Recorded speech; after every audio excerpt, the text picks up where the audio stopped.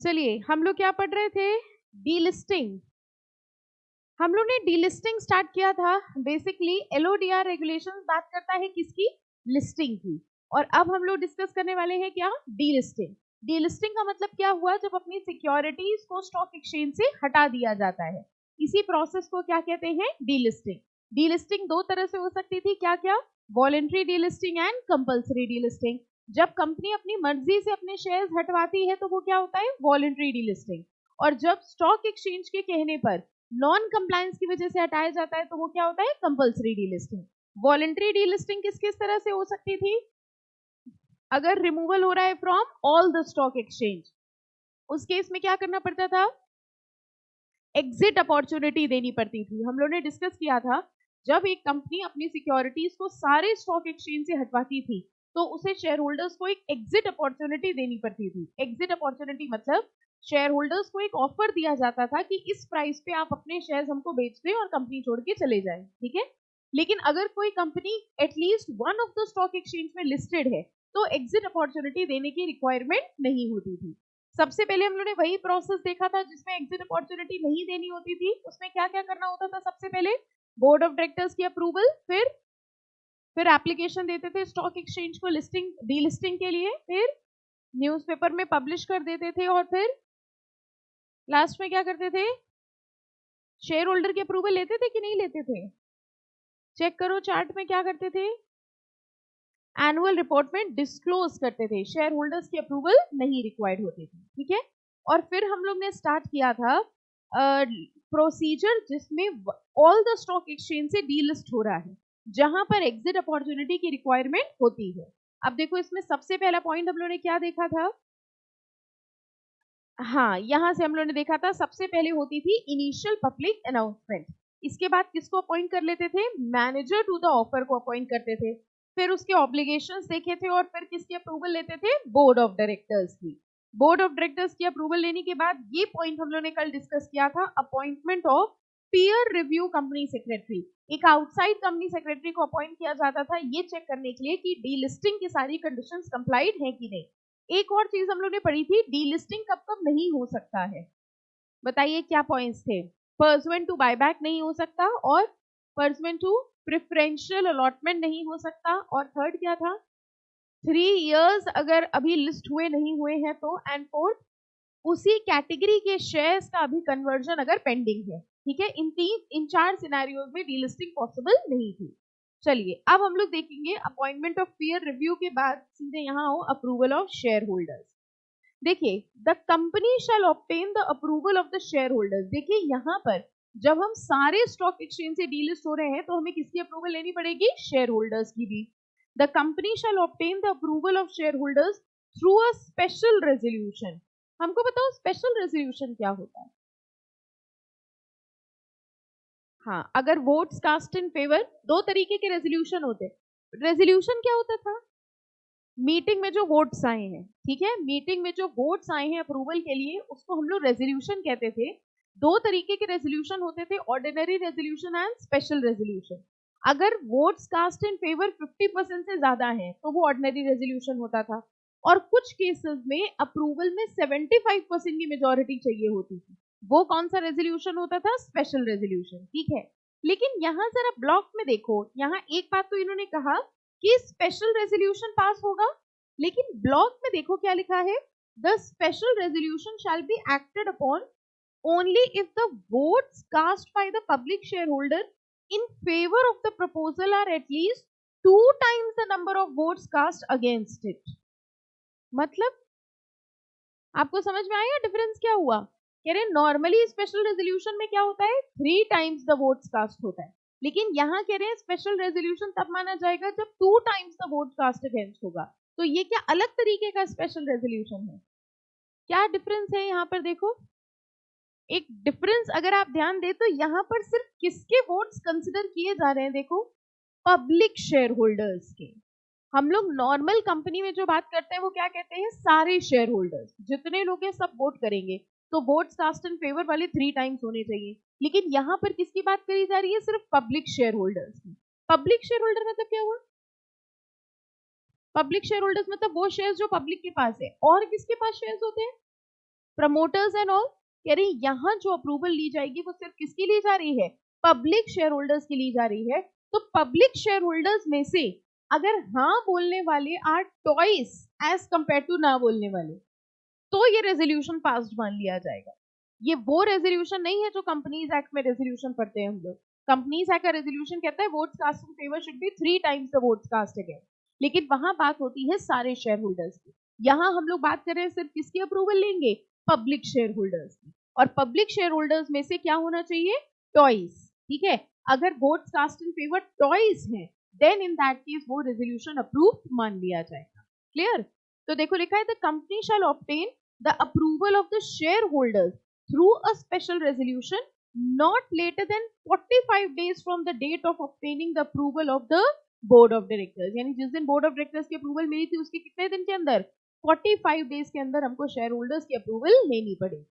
5 points हो गए। सबसे पहले हमने क्या किया था, पब्लिक अनाउंसमेंट करी थी, फिर क्या किया था, मैनेजर को अपॉइंट कर लिया था, फिर क्या किया था, बोर्ड ऑफ डायरेक्टर्स की अप्रूवल थी, फोर्थ में क्या था, पीयर रिव्यू कंपनी सेक्रेटरी को अपॉइंट किया, और फिर क्या किया, शेयर होल्डर्स की अप्रूवल ले ली।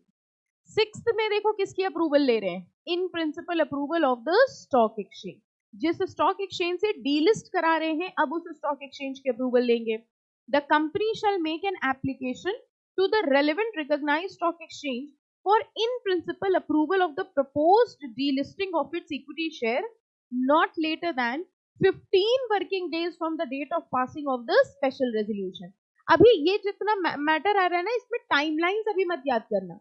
वो जो चार्ट लास्ट में दिया हमने आपको कल दिखाया था, टाइमलाइंस उससे याद कर लीजिएगा, क्योंकि यहाँ से फिर दिक्कत होगा बार बार सारी टाइमलाइंस को पढ़ना। तो यहाँ सिर्फ हम लोग कॉन्सेप्ट पढ़ लेते हैं क्या क्या होना है, टाइम लिमिट्स वहां चार्ट से याद कर लेंगे। तो शेयर होल्डर के अप्रूवल के बाद हमने किसकी अप्रूवल ले ली, स्टॉक एक्सचेंज। यहां तक कोई दिक्कत? अब अगली बात ध्यान से समझना, एस्क्रो अकाउंट क्या चीज होती है। देखो एस्क्रो अकाउंट का कॉन्सेप्ट कई जगह आएगा आगे, ठीक है। एस्क्रो अकाउंट एक टेम्पररी अकाउंट होता है, ओके बहुत ध्यान से अंडरस्टैंड करना। जैसे मान लीजिए प्रमोटर्स या एक्वायरर ने कहा कि हम पब्लिक शेयर होल्डर्स को ऑफर देंगे और हम उनको एग्जिट अपॉर्चुनिटी देंगे और उनका शेयर हम परचेज कर लेंगे।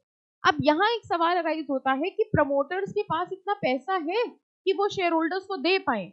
मान लीजिए प्रमोटर्स ने इनको ऑफर दिया, उनको एक रेट बता दिया और उस रेट पे पब्लिक शेयर होल्डर्स ने अपने शेयर टेंडर कर दिए, ठीक है।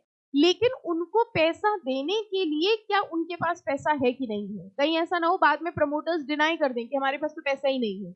इस बात की सिक्योरिटी के तौर पर पहले ही उनसे कुछ पैसा एडवांस के तौर पर अलग रखवा लिया जाता है। ये बात समझ में आई क्या हुआ? तो एक छोटा सा एग्जांपल समझिए, अगर मान लीजिए 100 रुपए कंसिडरेशन के तौर पे देना है, ठीक है।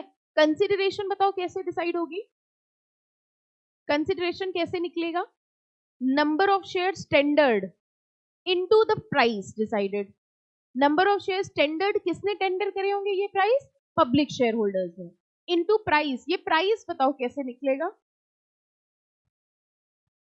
कैसे निकलेगा ये प्राइस, बिडिंग से। ये तो हमने देखा था कि इस मेथड में क्या होगी, बिडिंग। तो ऐसे करके कंसिडरेशन डिसाइड हुआ। अब मान लो कंसिडरेशन डिसाइड हो गया 100 रुपए, ठीक है। तो वो कह रहे हैं 100 रुपए की लायबिलिटी अब बनती है प्रमोटर्स की पैसा देने की। कहीं ऐसा ना हो जब शेयर इन्होंने ले लिए और पैसा देने की बारी आए तो प्रमोटर पैसा देने से मना कर दे। ऐसे सिचुएशन में वो कह रहे हैं जितनी टोटल कंसिडरेशन बनती है उसका कुछ अमाउंट तुम एक अलग अकाउंट में बैंक में जमा करा दो, ठीक है। मान लीजिए उसने कहा 25%, तो 25 रुपए तुम एक बैंक अकाउंट में अलग जमा करा दो, फिर अपना आगे का पूरा प्रोसेस करो। अब लास्ट में जब तुम्हें पेमेंट करनी होगी तो एस्क्रो अकाउंट से 25 ले लेना, अपने 75 मिला देना और शेयर होल्डर्स को पेमेंट दे देना। ये जो टेम्पररी अकाउंट हुआ, इस टेम्पररी अकाउंट का नाम क्या होता है, एस्क्रो अकाउंट। मतलब समझ आ गया? हमेशा देखना कई जगह भी हम लोग टेक ओवर पढ़ेंगे, बाईबैक पढ़ेंगे, सब में इस एस्क्रो अकाउंट का प्रोविजन है। एस्क्रो मतलब एक टेम्पररी अकाउंट जो सिक्योरिटी पर्पज से बनाया गया। समझ में आया कि रिपीट करें एक बार और? किसको पैसा देना है, प्रमोटर्स को। किसे देना है, शेयर होल्डर्स को। अब कहीं ऐसा ना हो कि वो बाद में पैसा देने से डिनाई कर दें कि भैया हमारे पास तो पैसा है नहीं। इसके लिए एडवांस तौर पर उनसे कुछ पैसा पहले ही अलग रखवा लिया जाता है। ये जो पैसा पहले अलग अकाउंट में रखवाया जाता है उस अकाउंट को क्या कहते हैं, एस्क्रो अकाउंट। होता कुछ नहीं है, वो है एक सिक्योरिटी डिपॉजिट। बस उसको नाम क्या दिया गया है, एस्क्रो अकाउंट। अब देखिए क्या लिखा है, the acquirer shall open an interest bearing escrow account with the scheduled commercial bank. कह रहे हैं आपको एक बैंक अकाउंट खुलवाना पड़ेगा, कहाँ, शेड्यूल्ड कमर्शियल बैंक में, not later than 7 working days from the date of obtaining the share holders approval. जिस दिन शेयर होल्डर की अप्रूवल दी उसके 7 दिनों के अंदर आपको एक बैंक अकाउंट खुलवाना पड़ेगा, and deposit there in an amount equal to 25% of the total consideration. देखिए वही बात आ गई, कितना पैसा जमा कराना है, 25%। यही हमने आपको एग्जाम्पल में बताया था कि अगर 100 रुपए की कंसिडरेशन डिसाइड होती है तो उसका 25% मतलब 25 रुपए उसको उस अकाउंट में जमा करवाना पड़ेगा। अब जब सारा प्रोसेस कंप्लीट हो जाएगा तो एस्क्रो अकाउंट से वो 25 रुपए ले लेगा और 75 रुपए अपने पास से मिला देगा, वो दोनों मिला के वो पेमेंट कर देगा शेयर होल्डर। ठीक है, कॉन्सेप्ट क्लियर है, फाइन। Calculated as below. अब देखिए कैसे कैलकुलेट होगा, in case the delisting is proposed through book building process, total consideration shall be calculated on the basis of number of equity shares outstanding with the public shareholder multiplied with the floor price। बताओ ये क्या होता था, book building process में floor price क्या होता था, floor price क्या होता था, मिनिमम प्राइस की मैक्सिमम प्राइस, मिनिमम प्राइस।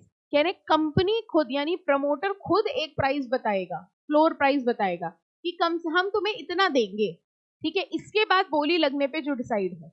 तो कह रहे कंसिडरेशन कैसे निकलेगा, सिंपल, नंबर ऑफ, ठीक है, नंबर ऑफ शेयर्स जो किसके पास है, पब्लिक के पास, into the floor price. Floor price मतलब वो मिनिमम प्राइस हो गया जो प्रमोटर देने को तैयार है। इतने अमाउंट से क्या कैलकुलेट कर लिया जाएगा, कंसिडरेशन। यही दिया है ना सबकी बुक में, ये पॉइंट नहीं दिया था, कहां तक दिया था, अच्छा पैराग्राफ फॉर्म में दिया ना, हाँ वो एक ही बात है। आगे देखिए लिखा है multiplied by the floor price और the indicative price whichever is higher. तो या तो फ्लोर प्राइस ले लिया जो मिनिमम प्राइस है, या इंडिकेटिव प्राइस। इंडिकेटिव प्राइस वो प्राइस होता है जो प्रमोटर ने खुद बोला है कि हम इतने रुपए पे खरीदने को तैयार है, ठीक है। तो उन दोनों में से जो भी हायर होगा उसका 25% एस्क्रो अकाउंट यानी एक टेम्पररी अकाउंट में जमा करा दिया जाएगा। इन case delisting is proposed through the fixed price process. अगर मान लो फिक्स्ड प्राइस प्रोसेस है, हमको पहले बताओ ये दो मेथड्स क्या हुए, book building method and fix price method. क्या डिफरेंस आएगा इसमें, फिक्स प्राइस मेथड में क्या होगा और बुक बिल्डिंग में क्या होगा। हाँ कह रहे फिक्स प्राइस मेथड में प्रमोटर खुद बताएगा इस प्राइस पे खरीदेंगे, तो वहां बताओ कंसिडरेशन कैसे निकलेगा, number of shares with the public into the fixed price. और अगर हम ये कह रहे हैं बुक बिल्डिंग मेथड होना है, तो बुक बिल्डिंग मेथड में क्या होगा, बिडिंग होगी, बोली लगाई जाएगी, फिर एक प्राइस डिसाइड होगा। उस केस में क्या होगा, number of shares with the public into the floor price, ठीक है। इससे निकलेगी कंसिडरेशन और इस कंसिडरेशन का 25% जमा करा दिया जाएगा एस्क्रो का।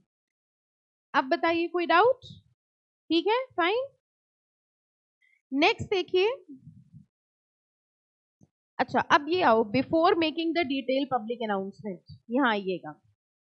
कह रहे हैं before making the detailed public announcement the acquirer shall deposit in the escrow account the remaining consideration being 75% of the total consideration amount calculated as mentioned above. 25% तो पहले जमा करा लिया, फिर उसके बाद डिटेल पब्लिक अनाउंसमेंट जो सबसे स्टार्टिंग में हुई थी वो कौन सी हुई थी, इनिशियल पब्लिक अनाउंसमेंट, ठीक है। जो दूसरा वाला है मतलब जो सेकंड है डिटेल पब्लिक अनाउंसमेंट जो होनी है, उसके पहले रिमेनिंग 75% पैसा भी उसको जमा कराना पड़ेगा। कौन सा पॉइंट नहीं था आपकी बुक में, ये वाला नहीं है क्या, ये नहीं है फिक्स प्राइस वाला, ओके। ये वही है बस कि अगर बुक बिल्डिंग के थ्रू है तो क्या लिया जाएगा और अगर फिक्स प्राइस के थ्रू है तो क्या लिया जाएगा, ठीक है, फाइन। उसमें लिख लो अगर फिक्स प्राइस के थ्रू है तो जो फिक्स प्राइस डिसाइड हुआ है वो इनटू नंबर ऑफ शेयर्स वो कंसिडरेशन हो जाएगी। तो कह रहे हैं 25% पहले जमा करा दीजिएगा और डिटेल्ड पब्लिक अनाउंसमेंट के पहले रिमेनिंग 75% जमा हो जाएगा। इसका मतलब इस प्रोसेस के शुरू होने के पहले पूरा 100% अमाउंट प्रमोटर्स को जमा करना पड़ेगा, कौन से अकाउंट में, एस्क्रो अकाउंट में, ठीक है। आगे देखिए एक ब्लॉक लिखा होगा, ब्लॉक में देखो क्या लिखा है, the escrow account shell consist of either the cash deposited with the scheduled commercial bank or a bank guarantee in favor of the manager to the offer। ये कह रहे हैं एस्क्रो अकाउंट कैसे क्रिएट होगा, कैसे क्रिएट होगा के लिए क्या कह रहे हैं, या तो आप क्या करिए उतना पैसा एक बैंक अकाउंट में जमा करा दीजिए, और या फिर उतने अमाउंट की बैंक गारंटी क्रिएट कर दीजिए। बैंक गारंटी में तो समझिए, जैसे मान लो कंसिडरेशन का अमाउंट 100 रुपए निकलता है, तो या तो तुम 100 रुपए एक बैंक अकाउंट में जमा करा दो, जब ड्यू डेट आए, जब पैसा देना हो तो उस बैंक अकाउंट से निकाल के पेमेंट कर देना, या फिर 100 रुपए की बैंक गारंटी ले लो। बैंक गारंटी का मतलब समझे क्या हुआ, शेयर होल्डर प्रमोटर को पैसा देना है, अगर प्रमोटर पैसा नहीं दे पाया तो कौन देगा, बैंक देगा। बैंक गारंटी का मतलब क्या हुआ, गारंटर कौन बन गया यहाँ, बैंक। तो बैंक गारंटी ले ली 100 रुपए की मैनेजर के नाम पर। इसका मतलब अगर प्रमोटर पैसा दे रहा है तो ठीक है, और अगर प्रमोटर पैसा नहीं देगा तो वो पैसा कौन देगा, बैंक देगा मैनेजर टू द ऑफर को, और मैनेजर टू द ऑफर पैसा दे देगा किसको, शेयर होल्डर्स। ठीक है, ये इसलिए बनाया गया ताकि किसी भी सिचुएशन में ऐसा प्रॉब्लम ना आए कि हाँ कि जो शेयर होल्डर है उनको पैसा ना मिले। ओके, अच्छा ये पैराग्राफ देखो क्या है, on determination of discovered price. हमको बताओ डिस्कवर्ड प्राइस क्या हुआ, डिस्कवर्ड प्राइस जो बिडिंग के बाद डिसाइड हुआ। जैसे अगर मान लो हम आपसे कहें लेट से 50 से 100 की प्राइस बैंड था, प्राइस बैंड मतलब इसके बीच में बोली लगाई जाएगी, ठीक है। 60 रुपए प्रमोटर ने खुद बोला था कि 60 रुपए पे हम खरीद लेंगे, बहुत ध्यान से समझना, और बिडिंग के बाद 80 रुपए का प्राइस निकल के आया है आफ्टर बिडिंग। एग्जाम्पल को ध्यान से समझिएगा, जो प्राइस बैंड था बोली लगाने का वो था 50 से 100, ठीक है। प्रमोटर ने कहा था 60 रुपए तो हम अपने मुंह से बोल रहे हैं हम खरीदने को तैयार हैं, और बिडिंग होने के बाद प्राइस डिसाइड हुआ है 80 रुपए।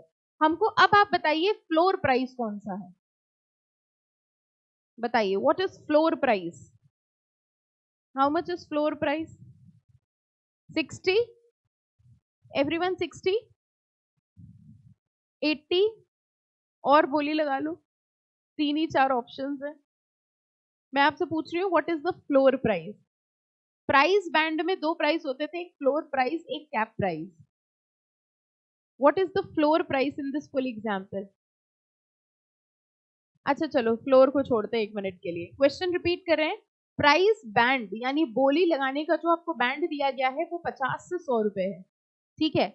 प्रमोटर जो अपने मुंह से कह रहा है हम इतने का लेने को तैयार है वो 60 है, और बिडिंग के बाद जो निकल के आया है वो 80 है। अब हम उल्टा पूछते हैं, पहले बताओ डिस्कवर्ड प्राइस क्या है, 80। अब ठीक है, 80 क्या है, डिस्कवर्ड प्राइस जो बिडिंग के बाद निकला है, ठीक है। इंडिकेटिव प्राइस क्या है, व्हाट इज इंडिकेटिव प्राइस, 60। ये इंडिकेटिव है जो किसने इंडिकेट किया है, प्रमोटर ने, उसने कहा इतने पे तो हम ले ही लेंगे। अब बताओ फ्लोर प्राइस क्या है, 50। उल्टा लेके गए तो आप पहुंच गए किसी तरह, this is the floor price, हाँ, and this is cap price, yes. किसी भी बिडिंग में जो लोएस्ट प्राइस होता है वो फ्लोर प्राइस होता है, हाईएस्ट प्राइस होता है वो कैप प्राइस होता है, ठीक है। अब पूरी बात समझो कैसे चलता है। प्राइस बिडिंग डिसाइड हुई 50 से 100, प्रमोटर कह रहे हैं 60 में तो हम ही खरीद लेंगे, तो ये इंडिकेटिव प्राइस था जो किसने इंडिकेट किया, प्रमोटर ने, ठीक है। और बिडिंग के बाद ओके जो प्राइस डिटरमाइन हुआ वो हुआ 80, तो वो क्या हो गया, डिस्कवर्ड प्राइस, ठीक है। अब इसके हिसाब से हमको ये पैराग्राफ बताओ, on determination of discovered price and making of the public announcement the acquirer shall forthwith deposit in the escrow account such additional sum as may be sufficient to make up the entire sum due। बताओ क्या मतलब हुआ, हाँ। अब इसको थोड़ा practical example से लेके चले। मान लो नंबर ऑफ शेयर थे 100, ठीक है। तो हमको पहले वाले पॉइंट के हिसाब से बताओ इसमें एस्क्रो कितने का बनाया होगा, 100 इंटू किसके हिसाब से, फ्लोर प्राइस यानी 50 के हिसाब से जमा कराया होगा, या फिर 100 इंटू 60 जो इंडिकेटिव प्राइस था। इन दोनों में से विचेवर इज हाइयर, यही पढ़ा था हम लोगों ने। अब मान लो उसने जमा कराया, विचेवर इज हाइयर मतलब कौन सा हो गया ये, यानी उसने एस्क्रो अकाउंट में उसको कितना जमा कराना है, 6000, लेकिन डिस्कवर्ड प्राइस है 80, तो डिस्कवर्ड प्राइस के हिसाब से कंसिडरेशन कितनी हुई, 8000। अब बताओ क्या होगा, एडिशनल 2000 उसको एस्क्रो अकाउंट में डालना पड़ेगा। अब पूरी बात क्लियर हो गई, पूरा प्रैक्टिकल से समझा दिया हमने आपको। यानी एस्क्रो में कितना जमा होना है, इसके लिए सबसे पहले क्या करेंगे, फ्लोर प्राइस या indicative price whichever is higher into number of share, उतना तुम एस्क्रो में जमा करा दो। फिर होगी बिडिंग, बिडिंग के बाद आएगा डिस्कवर्ड प्राइस। अगर डिस्कवर्ड प्राइस ज्यादा होता है तो जो एडिशनल अमाउंट बनता है वो भी एस्क्रो अकाउंट में जमा करवाना पड़ेगा। Is this example very clear? पक्का समझ आ गया? ठीक है, चलिए अगला पैराग्राफ देखो। हाँ बेटा, हाँ एग्जैक्टली इसका निकालेंगे। हमने जब एस्क्रो पहले जमा करा होगा ना बेटा, तो इसका 25% जमा किया होगा, ठीक है, और डिटेल पब्लिक अनाउंसमेंट के बाद इसका 75% जमा किया होगा। अब क्या होगा, हम जितना जमा कर चुके हैं उसका 8000 का रिमेनिंग फुल अमाउंट जमा कराना पड़ेगा, ठीक है। अब ये बताओ क्या हुआ in case of failure of delisting offer, बताइए क्या हुआ। फेलियर ऑफ डीलिस्टिंग ऑफर मतलब,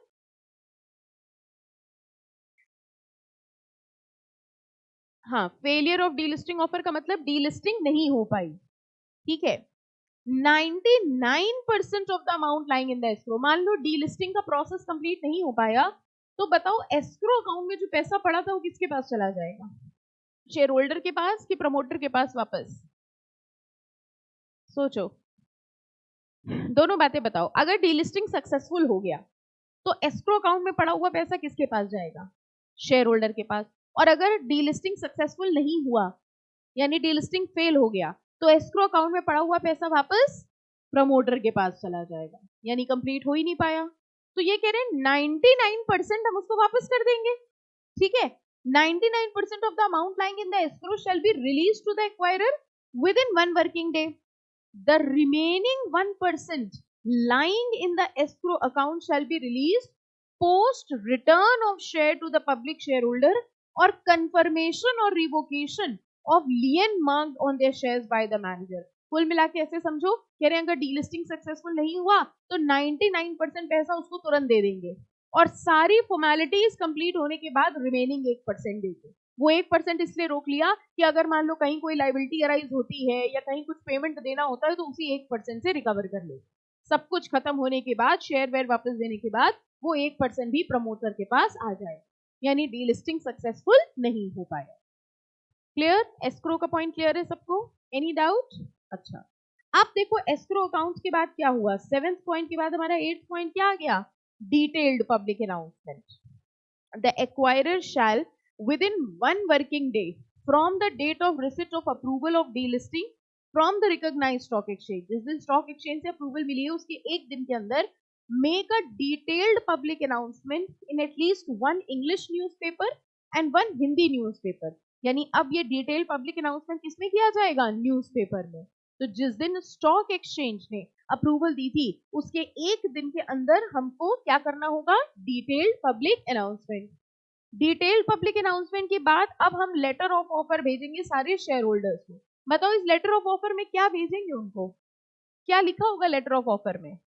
हाँ, कि हम इतने इतने रुपए में आपके शेयर्स, हम डीलिस्ट होने वाली है और इतने इतने रुपए पे हम आपके शेयर्स खरीदना चाह रहे हैं, जिसकी बिडिंग जो है वो इस दिन से शुरू हो जाएगी। तो ये लेटर ऑफ ऑफर किसको भेजा जाएगा, सारे पब्लिक शेयर होल्डर्स को। The acquirer shall dispatch the letter of offer to the public share holder not later than 2 working days from the date of detailed public announcement। तो जिस दिन detail public announcement हुई उसके 2 दिन के अंदर letter of offer भेजा जाएगा, किसको, पब्लिक शेयर होल्डर्स को। अब उनको लेटर ऑफ ऑफर मिल गया, अब बताओ क्या स्टार्ट होगा, बिडिंग। अब बोली लगाना शुरू होगी। In case delisting is propose through reverse book building और through fix price process, the bidding period और the tender period shall begin. देखो बिडिंग कब से शुरू होगी, within 7 working days from the date of detailed public announcement and will be open for 5 working days। हमको बताओ 7 दिन क्या है और 5 दिन क्या है, दिया है कि नहीं दिया है बुक में, दिया है ना,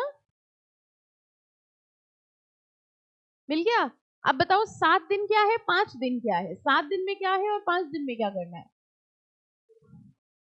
बिडिंग शुरू होगी कितने दिन बाद, डिटेल पब्लिक अनाउंसमेंट के 7 दिन के अंदर, और खुली रहेगी कितने दिन, खुली रहेगी का मतलब क्या हुआ, 5 दिन खुली रहेगी।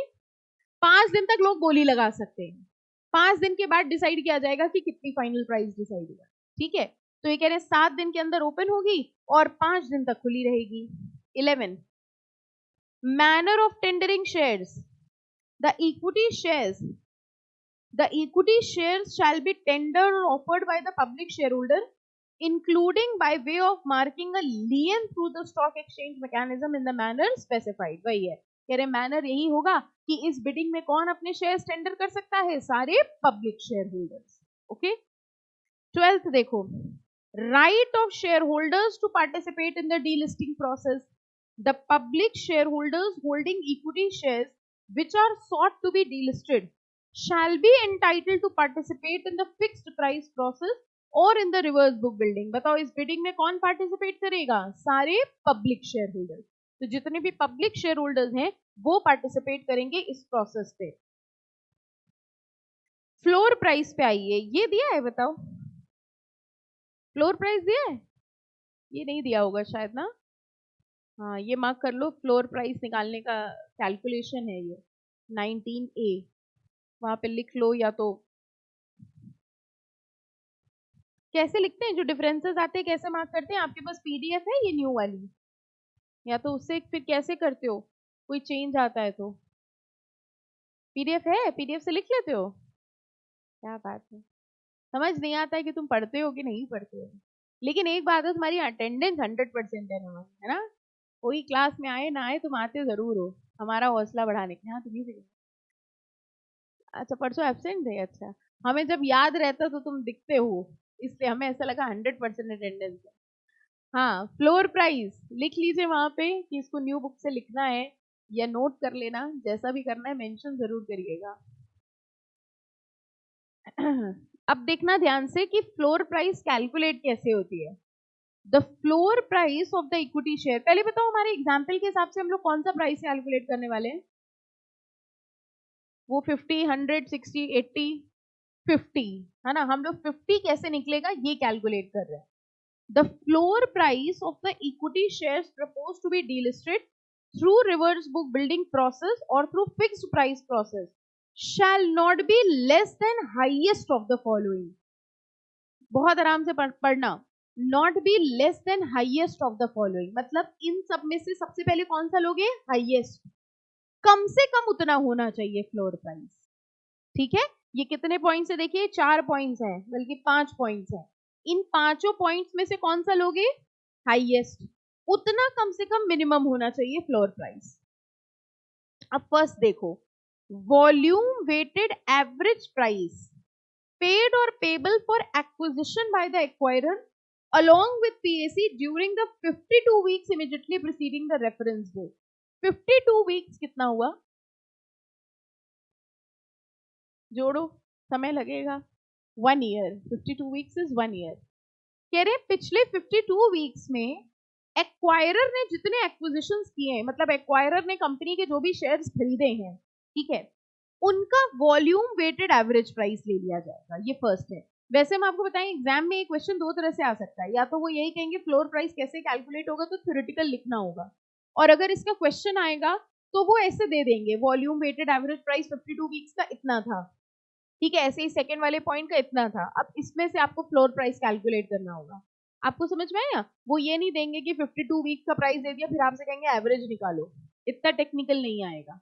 तो फर्स्ट पॉइंट ये हुआ वॉल्यूम वेटेड एवरेज प्राइस, जैसे पिछले 52 वीक्स में एक्वायरर ने अलग अलग रेट पे शेयर परचेज करे होंगे, उन सारे प्राइसेस का वॉल्यूम वेटेड एवरेज प्राइस निकाल लिया, ये फर्स्ट पॉइंट हुआ। ठीक है, लिख लो वहीं पर तुम लोग वॉल्यूम वेटेड एवरेज प्राइस, इसको लिखते जाओ फिर तुम लोग लिखोगे नहीं इसको बाद में। Volume weighted average price paid for acquisition during 52 weeks, पहले पहला वाला लिखिए, volume weighted average price paid for acquisitions by the acquirer during 52 weeks.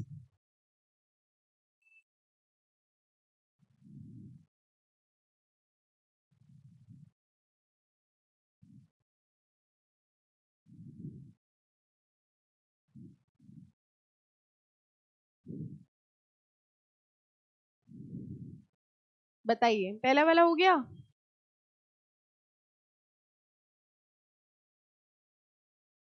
पहला ही लिख रहे हो ना अभी, अभी फर्स्ट ही लिखना। अब पहला वाला जो आपने लिखा है उसको फिर से पढ़ो। Volume weighted average price paid for acquisitions by the acquirer. कौन शेयर एक्वायर कर रहा है? एक्वायरर। एक्वायरर ने पिछले 52 वीक्स में यानी एक साल में जितने शेयर एक्वायर करे हैं कंपनी के, उसके प्राइसेस का क्या निकाल दिया जाएगा? एवरेज। एक वो प्राइस ले लिया, ठीक है। सेकंड कह रहे हैं हाईएस्ट प्राइस पेड और payable for any acquisition during 26 weeks. 26 weeks कितना हुआ? 6 मंथ्स। कह रहे पिछले 6 महीनों में उसने जो एक्विजिशंस करे उसमें से हाईएस्ट प्राइस, एक ये पॉइंट हो गया। पिछले 6 महीनों में यानी पिछले 26 वीक्स में उसने जितने एक्विजिशंस करे, एक्विजिशन मतलब जितने की शेयर खरीदे हैं, उसमें से सबसे ज्यादा प्राइस पे जो शेयर खरीदा है, एक ये हो गया। पहला बताओ क्या था? 52 वीक्स में उसने जो एक्विजिशन किया है उसका वॉल्यूम वेटेड एवरेज प्राइस, और दूसरा है पिछले 6 महीने में उसने जो शेयर्स एक्वायर करे हैं उसका हाईएस्ट प्राइस।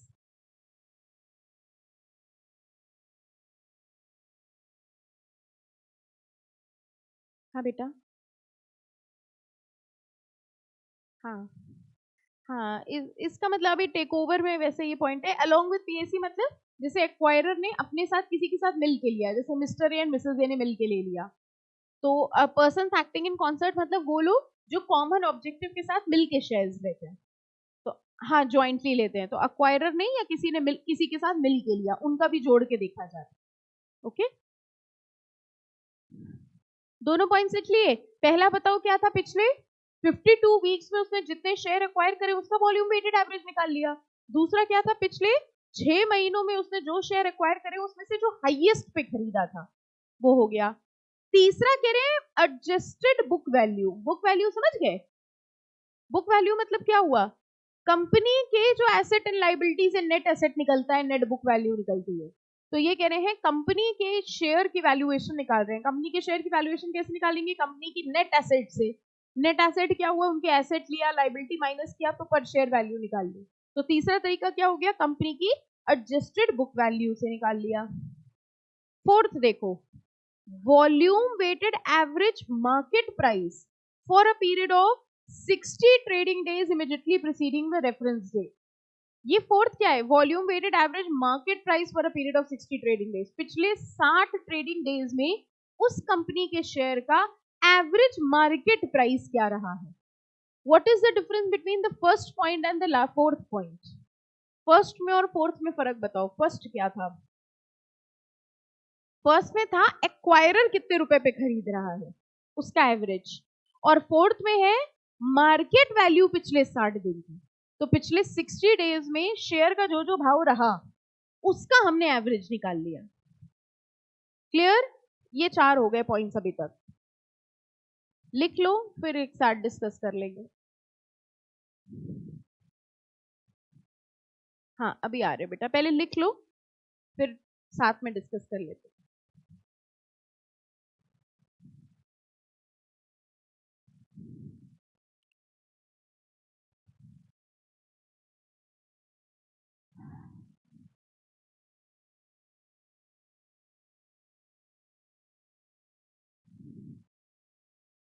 बस इतना ही लिखना, पूरा मत लिखना। Volume weighted average market price for a period of 60 days.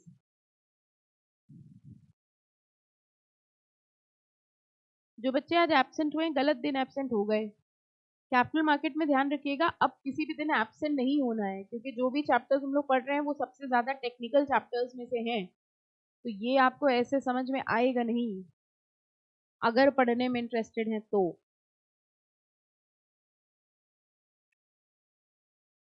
जो जो आज नहीं आया है सबको पनिशमेंट मिलेगी नेक्स्ट टर्म पे। एक क्लास अपनी मर्जी से नहीं आए, अगली क्लास हमारी मर्जी से नहीं पढ़ेगी। लिख लिया? ये वाला भी लिख लो। Price determined by independent valuer, बस इतना लिखना। Price determined by independent valuer, ठीक है। अब दिख नहीं रहा होगा, दिख रहा है?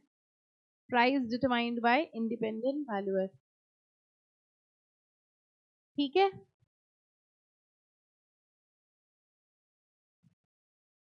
ओके, अब कॉन्सेंट्रेट करना जरा। सबसे पहले पॉइंट में बताओ क्या था। एक्वायरर ने पिछले 52 वीक्स में कंपनी के जितने शेयर खरीदे हैं उनका वॉल्यूम वेटेड एवरेज प्राइस निकाल लिया। मान लो ये प्राइस निकल के आता है लेट से 60, ठीक है। सेकंड क्या था, highest price paid during 26 weeks, पिछले 26 हफ्तों में यानी 6 महीने में एक्वायरर ने जितने शेयर लिए कंपनी के उसमें से सबसे ज्यादा प्राइस का कौन सा शेयर लिया था। मान लो ये निकल के आता है 70, ठीक है। थर्ड है कंपनी के एसेट एंड लाइबिलिटी के हिसाब से बुक वैल्यू के हिसाब से कितना निकल के आता है, मान लीजिए ये निकला 50, ओके। फोर्थ है volume weighted average market price for a period of 60 trading days, पिछले 60 दिनों में कंपनी के उस शेयर का एवरेज मार्केट प्राइस। 60 दिनों में कंपनी का प्राइस अलग अलग होगा, उनका हमने क्या निकाल लिया, एवरेज। मान लो ये निकल के आता है 80, और हमको बताओ ये लास्ट पॉइंट क्या है, determined by the valuer. Valuer समझ गए, वैल्यूअर मींस अ पर्सन जो वैल्यूएशंस करता है। आप बाहर से एक वैल्यूअर पकड़ लाए और आपने कहा तुम बताओ फ्लोर प्राइस कितना होगा, उसने वैल्यूएशन करी और मान लो उसने वैल्यूएशन करके निकाला है 90, अब हमको बताओ फ्लोर प्राइस कितना होगा, what would be the floor price. Floor price कम से कम कितना होगा, रूल क्या था देखो, कह रहे हैं the floor price shall not be less than highest of the following. बताओ फ्लोर प्राइस कितना होगा, 90। हाईएस्ट ऑफ द फॉलोइंग कह रहे हैं इन सब में देखा 60 है, 70 है, 50 है, 80 और 90 है, तो इन सब में हाईएस्ट क्या हो गया, 90। तो हमारा फ्लोर प्राइस कम से कम कितना होगा, 90। अब क्लियर हुआ। तो पूरी बात समझो, अगर हम इसको कोरिलेट करके बोले, हम लोग एस्क्रो अकाउंट देख रहे थे, बताओ एस्क्रो अकाउंट कैसे बन रहा था, number of shares with the public share holder into floor price और इंडिकेटिव प्राइस। इंडिकेटिव प्राइस तो वो खुद बताएगा, फ्लोर प्राइस कैसे निकलेगा, ऐसे, ठीक है। इन पांचों में से जो हाईएस्ट होगा, पांचों में बताओ फर्स्ट क्या था, 52 वीक्स में जो एक्वायरर ने एक्विजिशन करे हैं उसका एवरेज। सेकंड कौन सा था, 26 वीक्स में highest price paid by the acquirer. Third क्या था, बुक वैल्यू के हिसाब से जो निकाला जाए। फोर्थ क्या था, मार्केट प्राइस कितने दिनों का, 60 ट्रेडिंग डेज का। और फिफ्थ क्या था, इंडिपेंडेंट वैल्यूअर। इन सब में से जो हाईएस्ट होगा वो क्या होगा, फ्लोर प्राइस। जब ये फ्लोर प्राइस आ जाएगा और आपका इंडिकेटिव प्राइस आएगा, उन दोनों में से हाईयर देखा जाएगा और उसका 25% एस्क्रो में जमा कराया जाएगा। अब बताओ पूरा क्लियर है, पक्का, चले आगे। चलिए, तो ये हमने डिटरमाइन कर लिया क्या चीज, फ्लोर प्राइस। इस फ्लोर प्राइस के बाद निकल के आएगा डिस्कवर्ड प्राइस। अब बताओ डिस्कवर्ड प्राइस क्या हुआ। हाँ, फ्लोर प्राइस हो गया, फ्लोर प्राइस का मतलब हमें प्राइस बैंड मिल गया। अब क्या होगा, बोली लगी होगी, ठीक है। बोली लगने के बाद शेयर होल्डर्स ने अपना अपना प्राइस कोट किया होगा, उस प्राइस कोटेशन के हिसाब से एक प्राइस डिसाइड हुआ होगा, और वो एक प्राइस कौन सा प्राइस होगा, discovered price. After fixation of the floor price, discovered price shall be determined through the reverse book building process.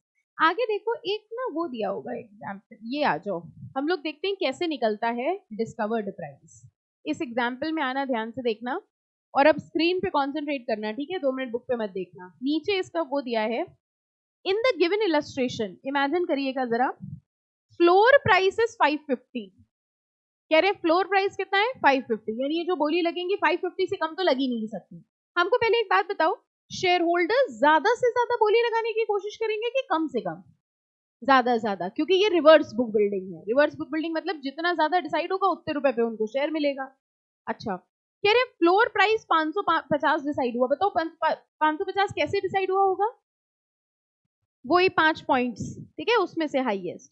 Floor price 550 है, promoter share holding is at 75% and number of shares required for successful delisting is 15 lakh. इसमें एक provision होता है, अभी हम लोग पढ़ेंगे कि सक्सेसफुल डीलिस्टिंग के लिए डीलिस्टिंग के बाद प्रमोटर की होल्डिंग 90% हो जानी चाहिए। मेरी लाइन फिर से सुनना, सक्सेसफुल डीलिस्टिंग तब होती है जब डीलिस्टिंग के बाद प्रमोटर की शेयर होल्डिंग कम से कम 90% हो जाए। हमको बताओ सेबी क्या चाहेगा, सेबी ये सब क्यों करवा रहा है, ताकि ज्यादा से ज्यादा शेयर होल्डर्स अपने शेयर किसको बेच दें, प्रमोटर को। क्यों? क्योंकि अब ये कंपनी क्या होने जा रही है, डीलिस्ट होने जा रही है।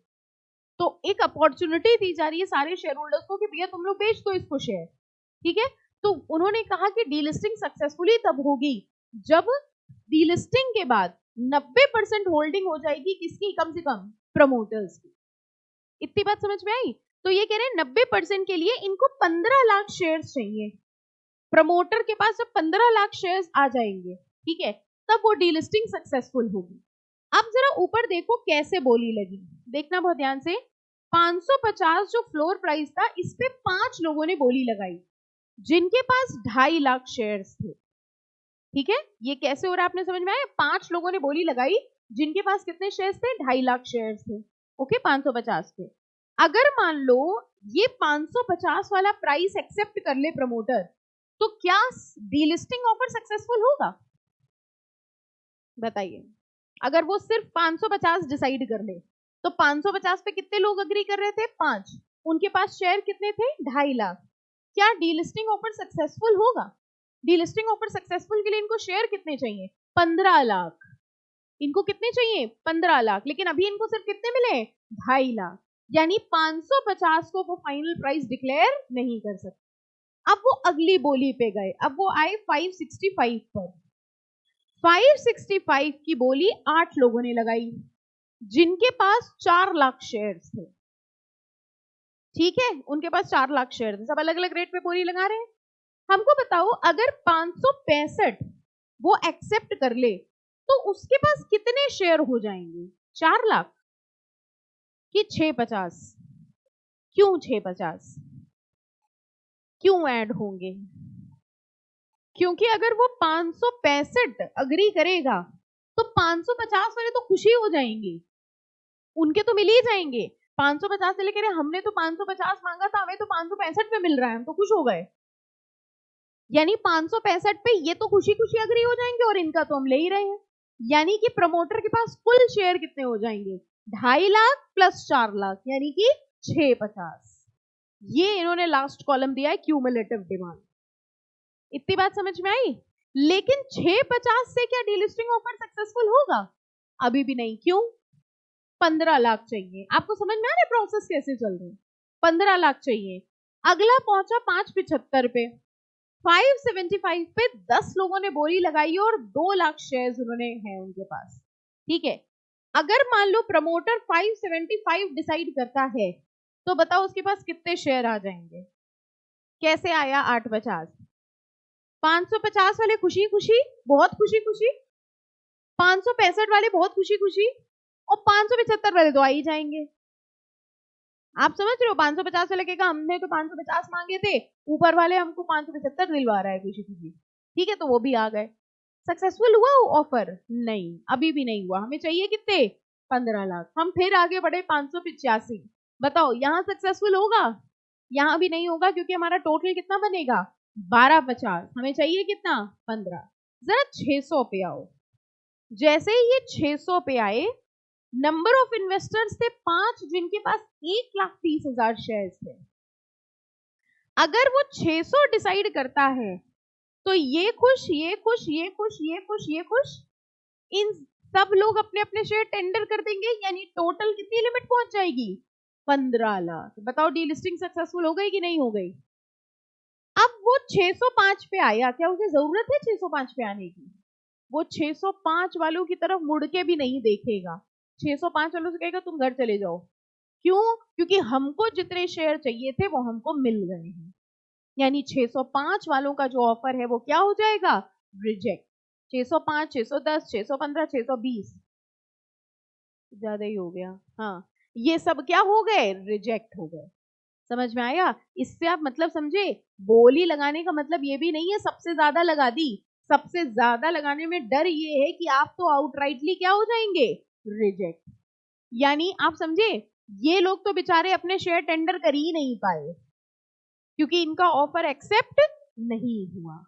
ऐसे बताओ डिसाइड करके हमारा डिस्कवर्ड प्राइस क्या निकला, 600। 600 was the discovered price। अब पूरी बात समझ में आई? फ्लोर प्राइस कैसे निकलता है, डिस्कवर्ड प्राइस कैसे निकलता है। तो 600 रुपए पे हमारे 15 लाख शेयर्स आ जाएंगे और 600 रुपए हो जाएगा हमारा डिस्कवर्ड प्राइस। क्लियर? फाइन, ठीक है। हाँ, अब अगली बात समझो। मान लो यही डिसाइड हो गया, हमने सोचा आगे आएगा तब बता देंगे, अब नहीं नहीं अभी बताएंगे। अब ये बताओ 600 में ये लोग तो निपट गए, इनका तो हो गया काम, इन्होंने टेंडर कर दिया, प्रमोटर भी खुश, प्रमोटर ने इन लोगों की तरफ मुड़ के भी नहीं देखा, ठीक है, पूरा प्रोसेस हो गया, सब कुछ हो गया। अब ये बेचारे कह रहे हैं कि भाई हमसे बस एक गलती हुई कि हमने ज्यादा बोली लगा दी, लेकिन उसकी सजा हमको ये मिली कि हम अपना शेयर दे ही नहीं पाए प्रमोटर को। कुल मिला के मेरे पास तो वो अनलिस्टेड कंपनी का शेयर रह जाएगा। आप समझ रहे हैं इन बेचारों से गलती सिर्फ क्या हुई कि ज्यादा बोली लगा दी इन्होंने।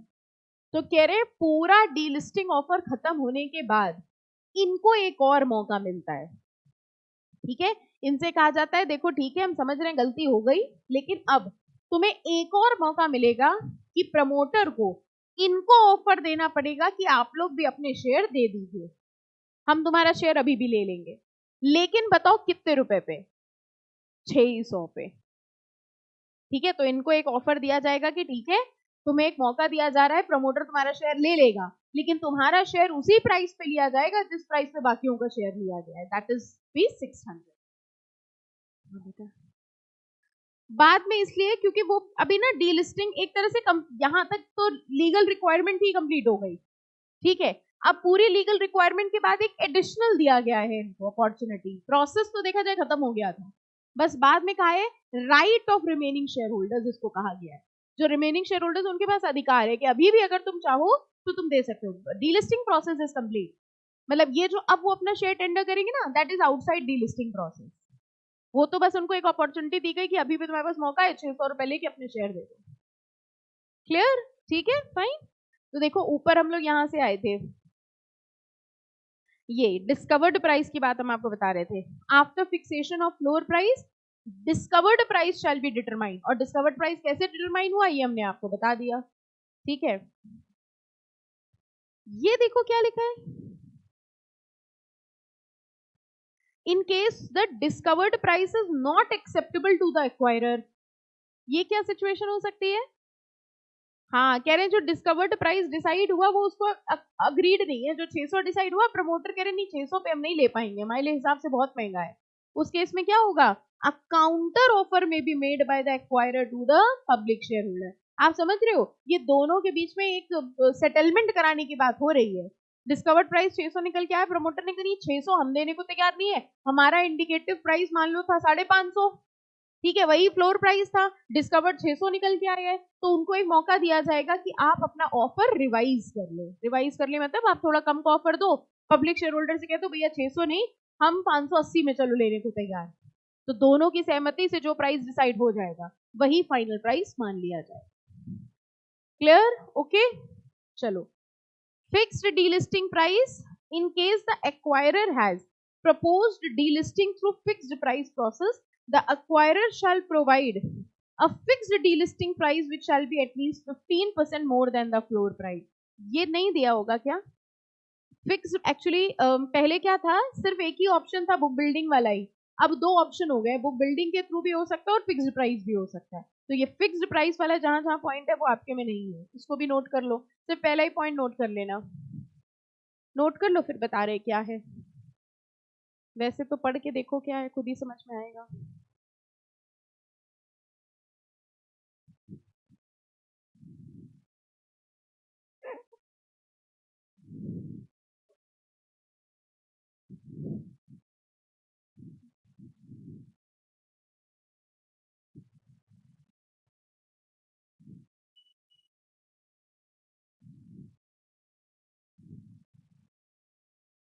बताओ क्या मतलब हुआ, if the acquirer has proposed a fixed price, मतलब ये कौन सा मेथड हुआ? फिक्स प्राइस मेथड, मतलब यहाँ ये इंडिकेटिव प्राइस और ये बुक बिल्डिंग और ये सब नहीं होगा। अच्छा, डिस्कवर्ड प्राइस में भी पैराग्राफ चेंज था क्या? डिस्कवर्ड प्राइस में जो ये लिखा था वो भी चेंज है क्या? ये सेम है, सही है, चलो कोई नहीं, समझ में आ गया तो बस ठीक है। कंटेंट टैली मत करो, कंटेंट समझो। फिक्स्ड डीलिस्टिंग प्राइस में बताओ ये लिखा क्या है 15%। कह रहे हैं अगर मान लो फिक्स्ड प्राइस डिसाइड होना है तो बुक बिल्डिंग से डिस्कवर्ड प्राइस तो निकलेगा नहीं। उस केस में कह रहे हैं कि कितना प्राइस होना चाहिए, उसका फिक्स्ड डीलिस्टिंग प्राइस कितना होना चाहिए, 15% more than the floor price. Floor price बताओ कैसे निकला था, वो 5 पॉइंट से, उसमें से जो फ्लोर प्राइस निकला उससे कम से कम 15% ज्यादा होना चाहिए आपका फिक्स्ड प्राइस। और अगर आप फिक्स प्राइस मेथड से नहीं जा रहे हो तो बुक बिल्डिंग से जाओगे और बुक बिल्डिंग में डिस्कवर्ड प्राइस निकल के आएगा।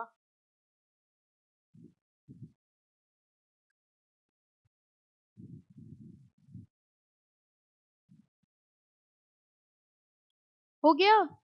हाँ बेटा हाँ, ये लो, बस इतना ही लिख लेना कि जो फिक्स प्राइस है that should be 15% more than the floor price.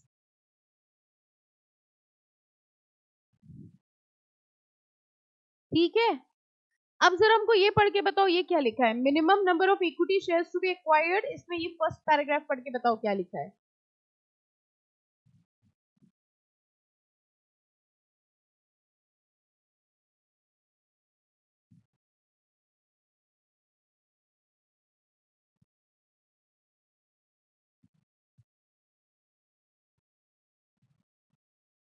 ये वाला क्लॉज अभी हम लोग डिस्कस किया था कि नहीं, क्या पॉइंट है ये बताइए।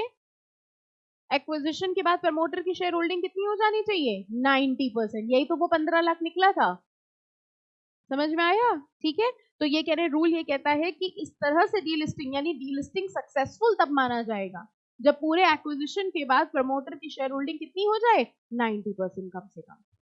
ठीक है, ये हम लोग ने कर लिया है।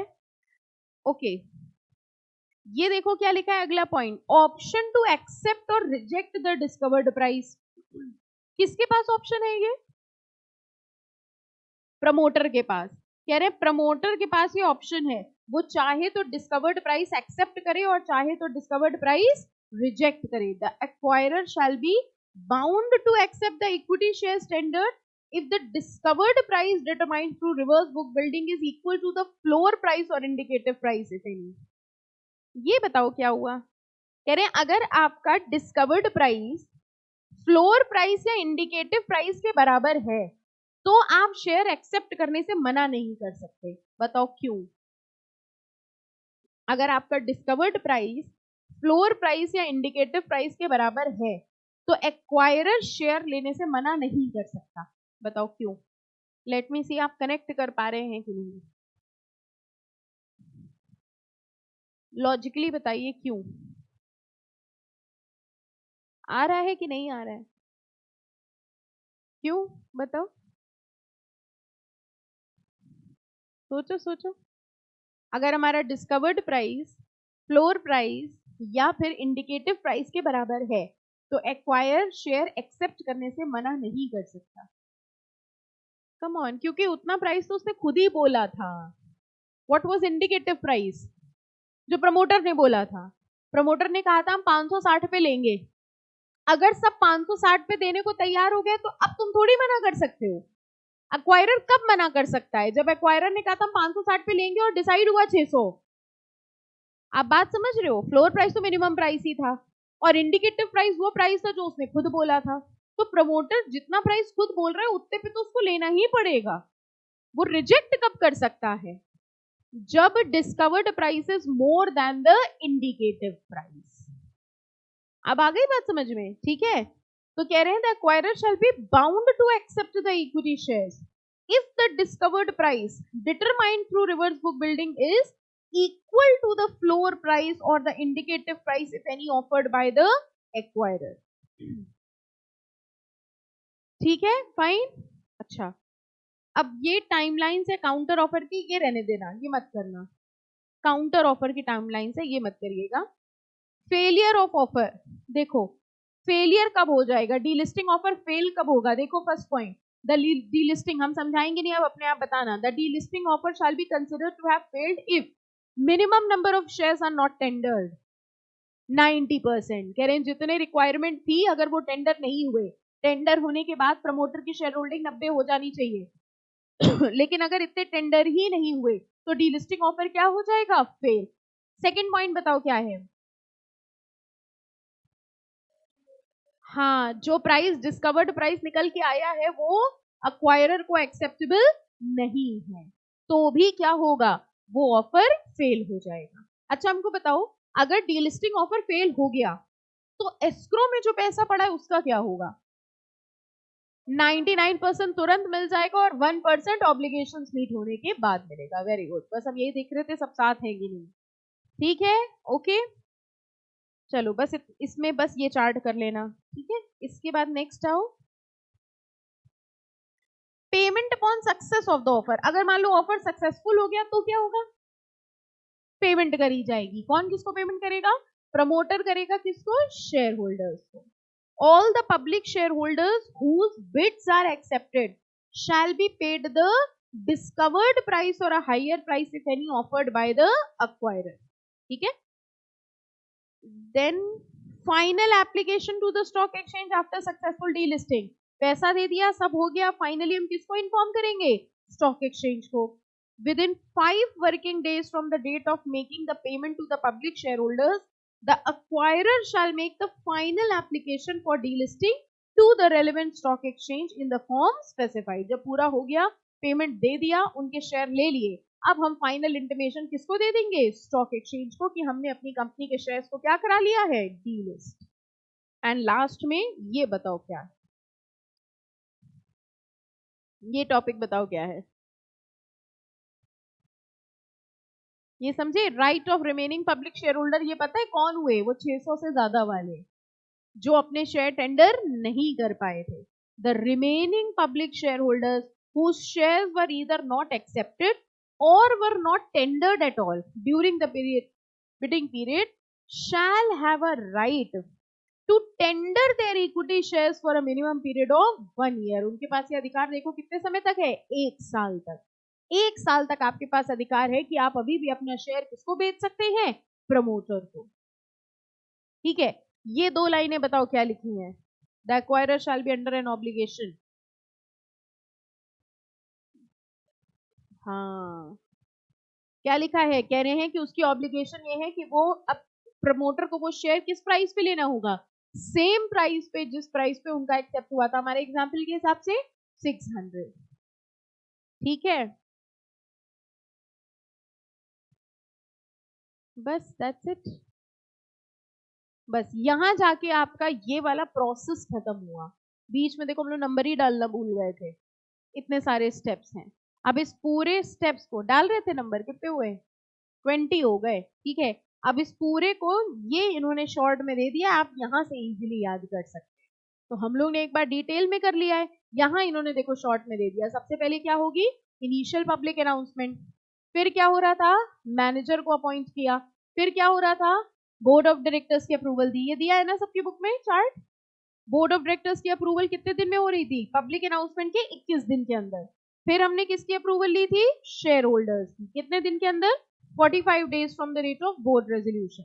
फिर हमने एप्लीकेशन दिया था स्टॉक एक्सचेंज को डीलिस्टिंग की अप्रूवल के लिए। इसके बाद हमने एस्क्रो अकाउंट खोला था not later than 7 working days from the special resolution. हमको बताओ इसमें स्पेशल रेजोल्यूशन क्या था? 2 times of the public share holders. ठीक है, फिर हमने डिटेल्ड पब्लिक अनाउंसमेंट निकाला था, उसके बाद हमने लेटर ऑफ ऑफर भेजा था, और फिर बिडिंग शुरू हुई थी। बिडिंग कितने दिन में शुरू हुई थी और कितने दिन चली थी? 7 दिन में शुरू हुई थी और 5 दिन चली थी। ठीक है, फिर उसके बाद डिस्कवर्ड प्राइस निकला था रिवर्स बुक बिल्डिंग से। अगर डिस्कवर्ड प्राइस एक्सेप्टेबल नहीं था तो प्रमोटर ने काउंटर ऑफर किया था। ठीक है, फिर क्या हुआ? Release of shares in case of failure of offer. अगर ऑफर फेल हो गया तो शेयर रिलीज कर दिए जाएंगे, पैसा दे दिया जाएगा। और अगर ऑफर सक्सेसफुल हो गया तो शेयर होल्डर्स को पेमेंट कर दी जाएगी, और उसके बाद फाइनल एप्लीकेशन दे दी जाएगी स्टॉक एक्सचेंज को डीलिस्टिंग। ये पूरा प्रोसेस हो गया delisting from all the stock exchange. Any doubt? Clear? ठीक है, तो अभी तक हम लोगों ने 2 चीजें क्या पढ़ी? एक था delisting from some of the stock exchange, जो सिर्फ 4 पॉइंट्स का प्रोसेस था, और ये जो बड़ा वाला प्रोसीजर है ये किसका है? Delisting from all the stock exchange. ठीक है, इसके नोट्स बन रहे हैं, शुरू हुए कि नहीं हुए? एलओडीआर कंप्लीट हुआ? एलओडीआर हो गया सबका? नोट्स नहीं रजिस्टर तुम देखने कहाँ देते हो तुम लोग रजिस्टर। एलओडीआर कंप्लीट हो गया। अच्छा गॉड प्रॉमिस बोल के बोलो, हो गया ना? ठीक है। और ये शुरू हुआ, डीलिस्टिंग शुरू हो गया। नेक्स्ट टर्न पे, ठीक है, नेक्स्ट टर्न पे रजिस्टर लेकर आना है सबको। हर क्लास पे रजिस्टर जरूर लाना है, बुक लाओ ना लाओ, रजिस्टर आपको जरूर लाना है चेक कराने के लिए। ठीक है, रजिस्टर लाएंगे तो बेड की सुविधा मिलेगी पढ़ने की, और रजिस्टर नहीं लाएंगे तो बाहर बिना पंखे के सीढ़ियों पे पढ़ना पड़ेगा। चलेगा? आवाज जाती सीढ़ी तक भी, उसको पूछो, वो पूरी टैक्स भी पड़ता है ना? तुम ही सी बात शिवम की बात कर रहे हैं ना? तो हाँ हाँ ठीक है, डन। अच्छा तुम्हें लग रहा हो ना वहां से निकलना भी आसान है थोड़ा। अच्छा ठीक है, वो स्कूल में भी ऐसे ही बैठ जाते थे बाहर। अच्छा you were an outstanding student है ना? हाँ तभी। ठीक है। How can we complete notes in one day? बेटा वन डे का काम थोड़ी है, ये लोग बेचारे बच्चे रोज रोज करते हैं मेहनत, तब हो पाता है, एक दिन में थोड़ी कंप्लीट हो पाएगा। रोज थोड़ा थोड़ा जितना पढ़ाते हैं रोज उतना उतना कर लीजिए, तब हो पाएगा। चलो यहाँ पे इसको स्टॉप करेंगे। कंपल्सरी डीलिस्टिंग हम लोग नेक्स्ट लेक्चर में करेंगे, ठीक है? Then we will be done with this chapter.